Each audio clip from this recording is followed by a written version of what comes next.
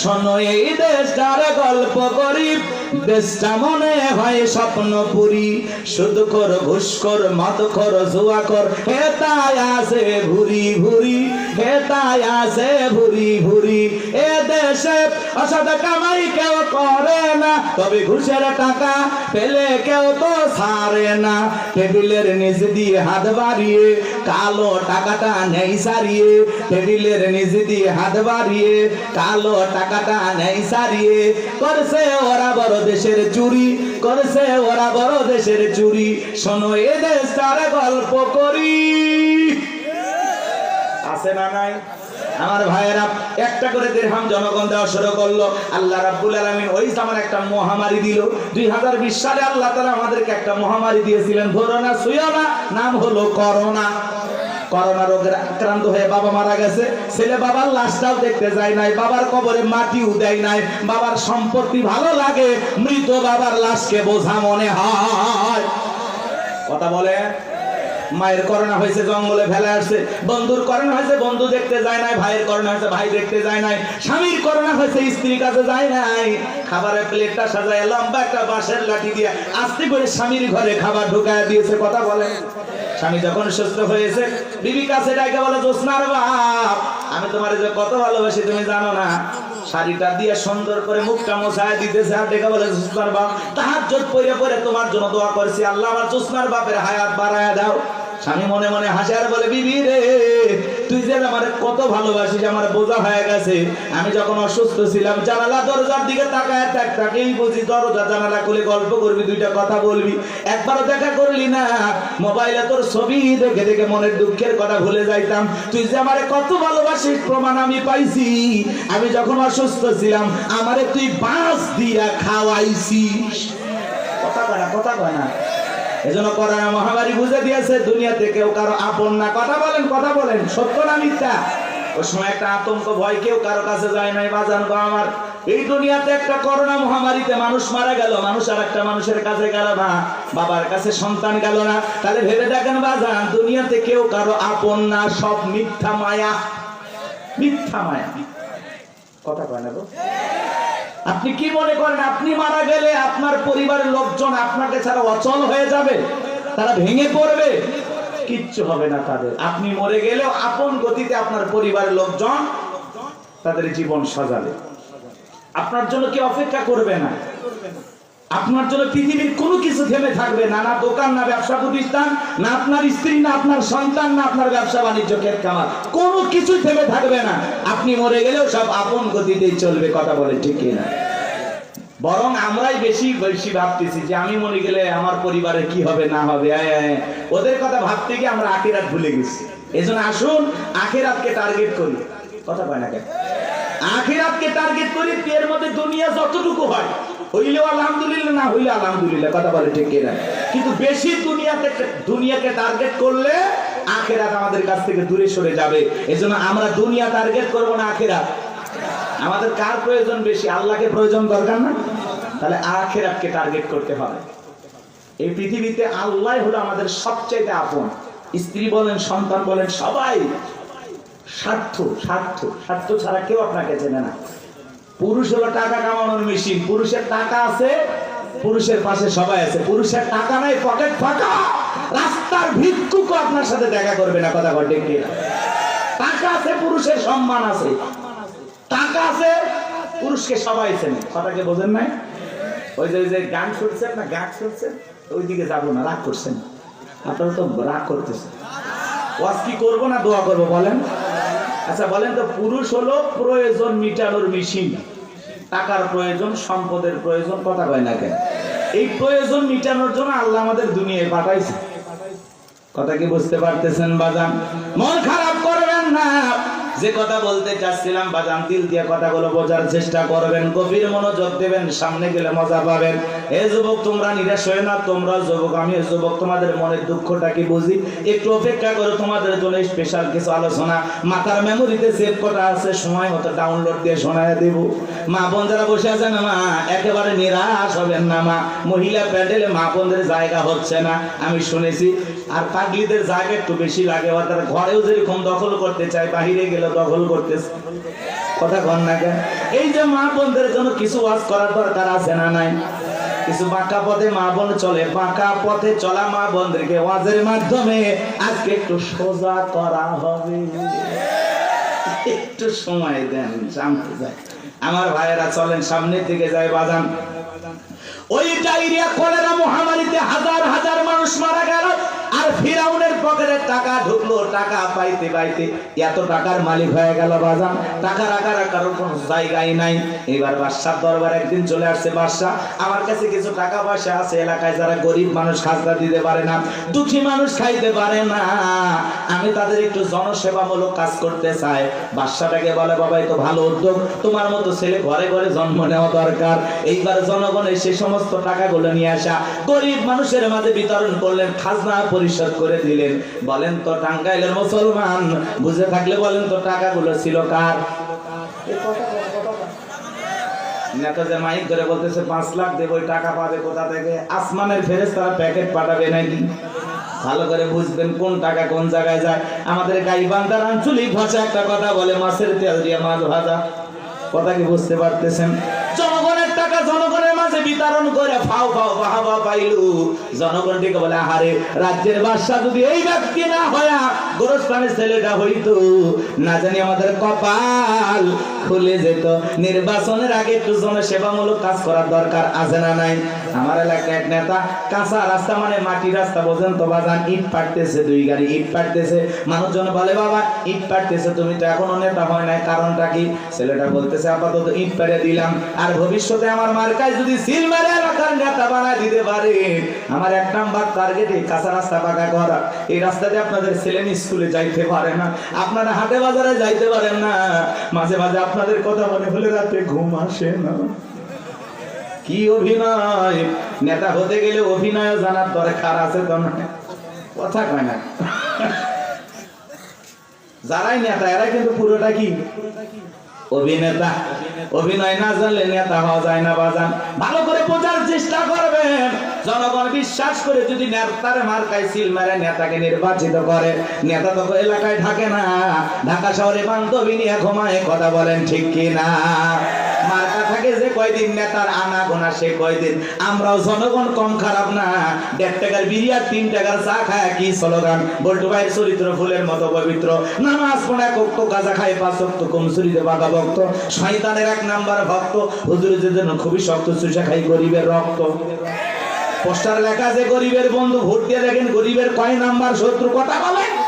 রাস্তার একটা ভিক্ষুক মহিলার দিকে 500 টাকা দিয়ে বলে, আপনার চেহারার মাঝে আমি আমার মাকে খুঁজে পাই। আম গাছে নেতার ছবি ঝুলানো থাকে, নির্বাচিত হওয়ার পরে এলাকায় থাকে না। আম গাছে বিদ্যুতের খুঁটিতে নেতার বিশাল বিশাল ছবি, আর লেখা আছে আমি অমুক নেতা, সেরাগালি বদনা, পবিত্র ঈদুল আজহার শুভেচ্ছা, পবিত্র ঈদুল ফিতরের শুভেচ্ছা।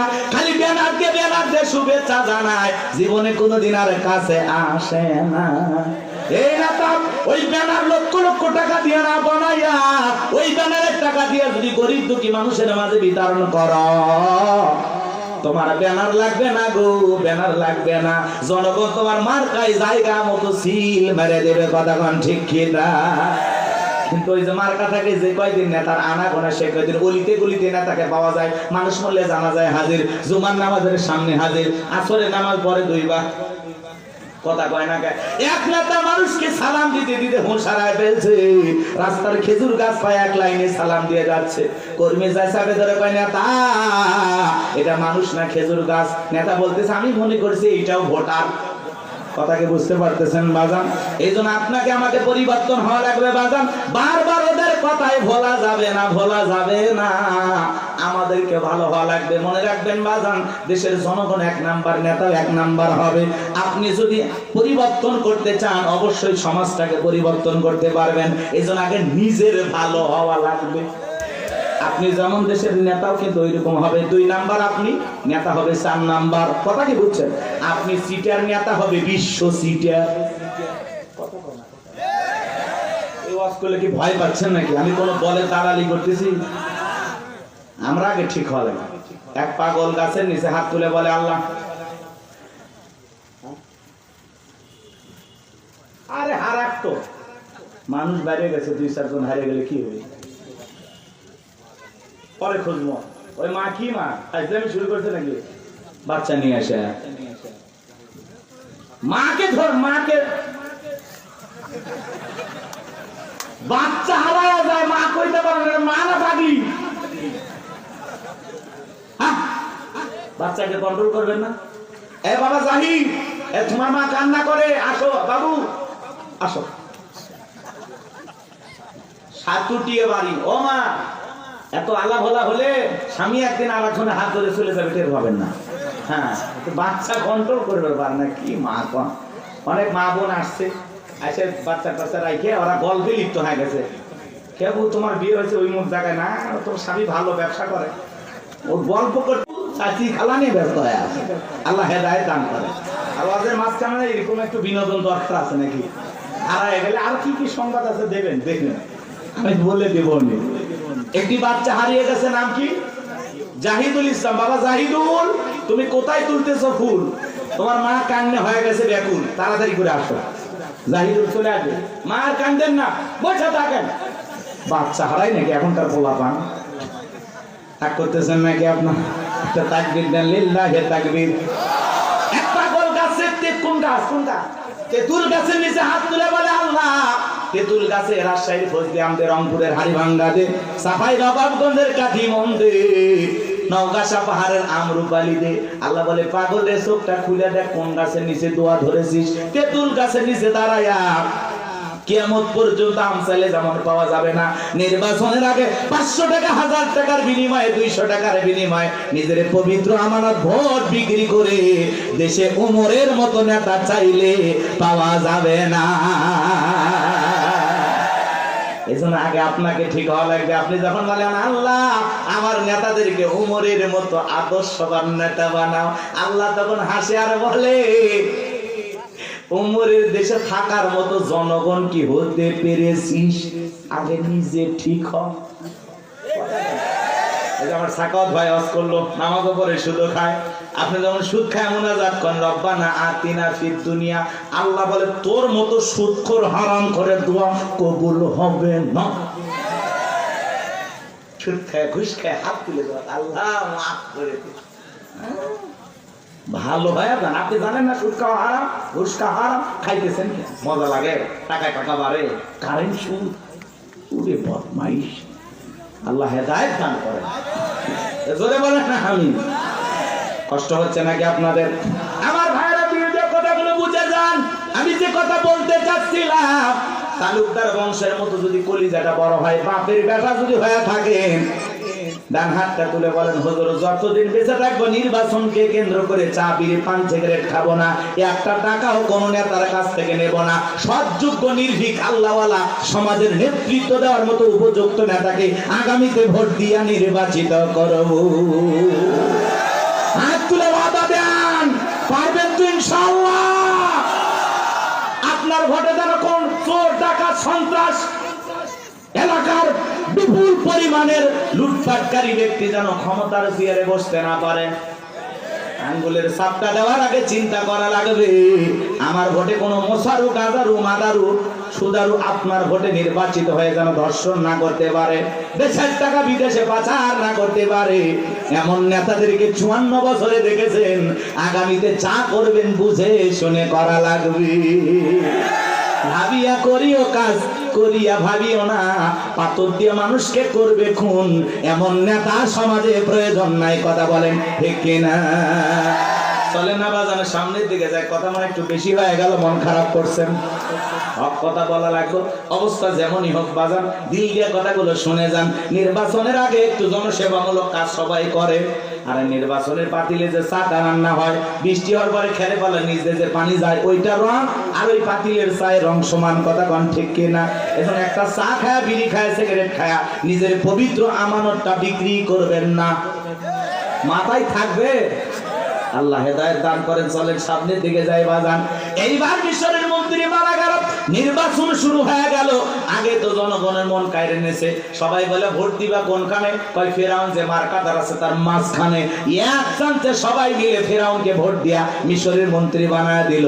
কিছুদিন পরে আল্লাহর খেলা বোঝা বড় দায়, বার্ধক্যজনিত কারণে মিশরের বাদশা মারা গেল, সিংহাসন ফাঁকা হয়ে গেল।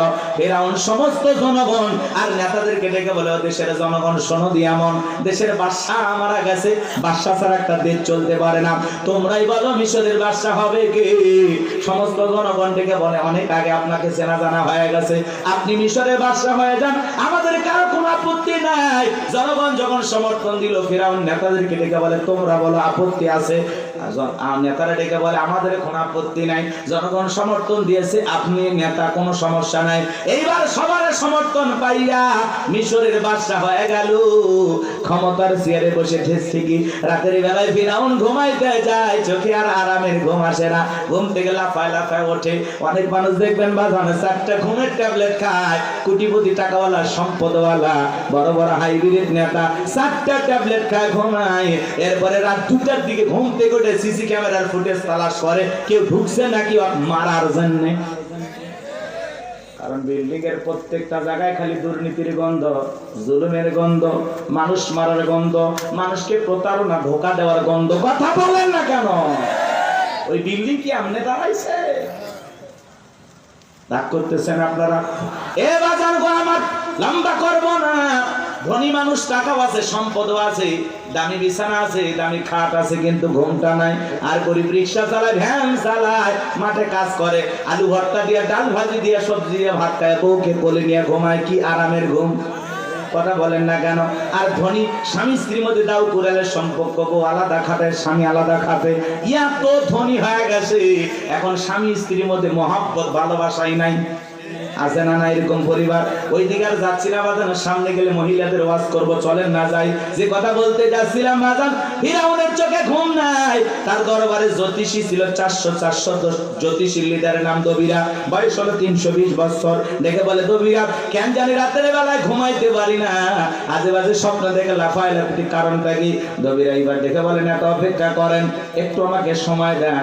দবিরা সময় নিয়ে বাক্য গবেষণা করে বলেন, নেতা যদিও ছিলেন ভবঘুরে জবক্তর মজার খেতের লেবার, গোরস্থানের দারোয়ান, এরপরে মিশরের মন্ত্রী, বর্তমান রানিং বাদশাহ, আঙ্গুল ফুলা কলার গাছ, কিন্তু আপনার ভবিষ্যৎ জীবন বড় অন্ধকার। আগামী 3 মাসের মধ্যে বনি ইসরাইল সম্প্রদায়ের ভিতরে মুসা নামের একটা ছেলে জন্মগ্রহণ করবে। ওই মুসার কারণে রাজত্ব পাওয়ার ক্ষমতা থাকবে না। নেতারে, এমনকি আপনার জীবনও যাওয়ার সম্ভাবনাও দেখা যায়। এই কথা শোনার পরে ফিরাউনের মাথা ঠান্ডা না গরম? খালি গরম। মানে রবিরা যদি বলতো মুসা আসবে, খানকা বানায় বসে বসে জিকির করবে, তাহলে মাথা গরম করতো না। আজ বাংলাদেশের দিকে তাকায় দেখবেন, যারা খানকা বসাইয়া জিকির করতেছে, লাফালাফি করতেছে, নারী পুরুষ একত্রে হইয়া ঢোলক বাজায় জিকির করে আর গান গায়, দেখেন না? কয় পানির ভিতর জ্বললে বাতি, ঝড় বাতাসেও নেবে না, ল্যাংটা বাবার মুরিদ হইলে নামাজ রোজা লাগে না। যেই পীর সাহেব বলবে নামাজ রোজা লাগে না, ওটা পীর না, টাটকা শয়তান। সিজদার মতো একটা সিজদা দিবি, জান্নাত পার হয়ে জাহান্নামের তলে পড়বি। আছে না নাই? লালন শাহর মাজারে দেখলেন না, মহিলারা গাজার কলকিতে টান মেরে খাইয়া বলতেছে, আমি বিমানে উঠতেছি। প্রকাশ্যে জনগণের সামনে মাজার গুলোতে গাঁজা খাওয়া হয়, মাজারে গাঁজার কলকিতে এত ধোঁয়া ছাড়ে বাজার, রাস্তায় প্রশাসনের লোক দাঁড়িয়ে থেকে বলে মনে হয় ওরসের রান্না চলছে। কথা কন না কেন? ভণ্ডগুলো ভণ্ডামি করে যাচ্ছে আর বলে আমরা হকের দরবারে আছি। আছে না নাই? কথা বলেন না কেন? ভণ্ডামি পাইছেন, জায়গা পান না। পীর ছিল শাহজালাল, খানকাই পীর, রাজপথে পীর, নারায়ে তাকবীর হুঙ্কার দিয়েছে, গৌর গোবিন্দ ধুতি পরার টাইম পাইনি। কথা বলেন ঠিক কি না? এরকম শাহজালালের মতো পীর দরকার। আছে না নাই? আল্লাহ বলা ভালো জিনিস, ওয়াকুনু মাস সাদিকিন, আল্লাহ বলে তোমরা সত্যবাদীদের সঙ্গী হও। যে পীরের পা থেকে মাথা পর্যন্ত নবীর সুন্নাত দিয়ে ঢাকা, যার চেহারার দিকে তাকাইলে আল্লাহর কথা স্মরণ হয়, এরকম আল্লাহওয়ালা যেখানে আমরা আছি, সেখানে গাঁজাখোর, ভণ্ড, লালু বাবা, কালু বাবা, শিকল বাবা, তালা বাবা, যেখানে শয়তান আছে সেখানে। কথা বোঝা গেল? কোন ভণ্ডদের কাছে আমরা যাব না ইনশাআল্লাহ, কোন ভণ্ডের কাছে যাবেন না। পীর সাহেব নাই, মানুষ আছে কিনা তাও সন্দেহ। কবর মাজার বানায় রাখছে, লেখা রাখছে তাকলিশ আর রহমতুল্লাহ আলাই। ওপরে লেখে মাহবুব সোবান, ভারতের কামান, জামানার জামান, আছে না নাই? এক এক পীরের নাম, আল্লাহ হেদায়েত দান করে। ভণ্ড পীরের রস বেশি করবো না, কষ্ট হচ্ছে আপনাদের। এই ভণ্ডদের কাছে যাওয়া যাবে? এমনও পীর আছে মহিলা মুরিদ দেখলে মাথা ঠিক থাকে না, দুই হাত বাড়ায় বলে মা আয়। মহিলা চিন্তা করছে এত বড় আল্লাহ বলে আমারে ডাকে, যদি বুকে না যায় জাহান্নামে জায়গা হবে না। পীর সাহেবের বুকের ভিতরে ঢুকে গেছে, আর পীরের বুকের ভিতরে ঢুকে এত শান্তি পাইছে, আনন্দের ঠেলায় গান গায়, বাবা আমি তোমায় ভালোবাসি, তোমার চরণ সুমিতে বাবা, তোমার কাছে আসি গো বাবা, আমি তোমায় ভালোবাসি। যে নারী স্বামীকে বাদ দিয়ে পীরের ফাটা পায় চুমা খায়, ওই নারীর চরিত্র ঠিক না। শুনে যান, আপনার পীর আপনার স্বামী, কথা বলেন। প্রত্যেকটা সন্তানের কাছে তার মা বাবা হলো পৃথিবীর সবচাইতে বড় পীর, কথা বলেন। জীবনে কোনোদিন মা বাবাকে ভাত দেয় না, পিতা মাতার জন্য 1 কেজি কমলা বেদনা কেনে না, পীর সাহেবের দরবারে গরু নিয়ে দৌড়ায়, পাগল দেখছেন? মা বাবার খবর নেয় না, পীরের বাবার খবরের অভাব নাই। আল্লাহ হেদায়েত দান করেন। গরু ছাগল নিয়ে কোনো পীরের দরবারে দৌড়াবেন না। আচ্ছা উনি যদি আল্লাহ ওয়ালা হয়, ভালো আছে, তো গরু ছাগল দিয়ে কি করবে? এলাকায় কত গরিব নিয়ে বিয়ে হয় না, দেন না, গরুটা জবাই করে মেহমানদারি করা দেন, আল্লাহ খুশি হবে। এলাকায় মাদ্রাসা আছে, গরিব দুঃখী বাচ্চা পড়াশোনা করে, এতিম বাচ্চারা, একটা ছাগল মাদ্রাসায় দেন, ওরা জবাই করে খেয়ে আল্লাহর কোরআন তেলাওয়াত করবে, আরশের মালিক আল্লাহ খুশি হবে। আর আপনি মাজারে যায় ছাগল গরু দিয়ে, হ্যাঁ, রাত ভর্তি করে নিয়ে যায়, মাইক বাজার গান গায়, দেখেননি? যা, কত কথা বলা যাবে না, কষ্ট হচ্ছে আপনাদের। কোন মাজারে টাকা পয়সা দান করবেন না, কথা বলে না। হ্যাঁ, কোন মাজারে যদি মসজিদ থাকে, মাদ্রাসা থাকে, সেই জায়গায় আপনি দান করতে পারেন। শুধু মাজার এমন জায়গায় 1 টাকা দেবেন, কথা আপনার যা বলতেছে আপনি তাই করবেন। মাজারে কেন টাকা দিচ্ছেন? উনি আল্লাহ ওয়ালা না, ভালো আছে না, টাকা দিয়ে কি করবে? আঙ্গুল কিনে খাবে? আপনি মাজারে কেন টাকা দিচ্ছেন? এতিম অসহায় প্রতিবন্ধী হাত পাতে 5 টাকা দিতে পারেন না, আর মাজারের দান বক্স থেকে 1000 টাকা 500 টাকা কেমনে ঢুকান? টাকা যেটা মানুষের দরকার না মরা মানুষের? যেটা মানুষ কান দিচ্ছে হাত পাতে, আপনি সেখানে দেন না। আর মাজারে পীর সাহেব একবারও ডাকলো না, এই মুসলিম টাকা দে, চাইছে? ওই জায়গায় কেন টাকা দিলেন? বলেন কেন দিলেন? কিসের বরকতের আশা? সন্তান হয় না, 56টা দরবারে ছাগল মানত করে, এই মাজারে ছাগল দিলে সন্তান হবে, পাইছেন কোথায়? কথা কয় না, কথা খালি ওয়াশ করলে হবে না, মাঝে মাঝে ওয়াশ করা লাগবে। আরে ভাই আমাদেরকে দেন, মাদ্রাসায় দেন, কথা কয় না। দেওয়ার লোক খুঁজে পান না, যেটা মানুষ চোখের সামনে কান্দে মরে যাচ্ছে, ওই জায়গা দেয় না, ওই মরা পীর সাহেব দিয়ে এসেছে। ওই পীর আছে না, কলার গাছ আছে, আসলে কোনো মাজার কিনা আপনি জানেন? অধিকাংশ মাজার মিথ্যে মিথ্যে মাজার বানাইয়া ভণ্ডামি শুরু হয়ে গেছে, কথা বলেন ঠিক না? আল্লাহ যেন আমাদের হেদায়েত দান করেন, একটু জোরে বলেন আমি।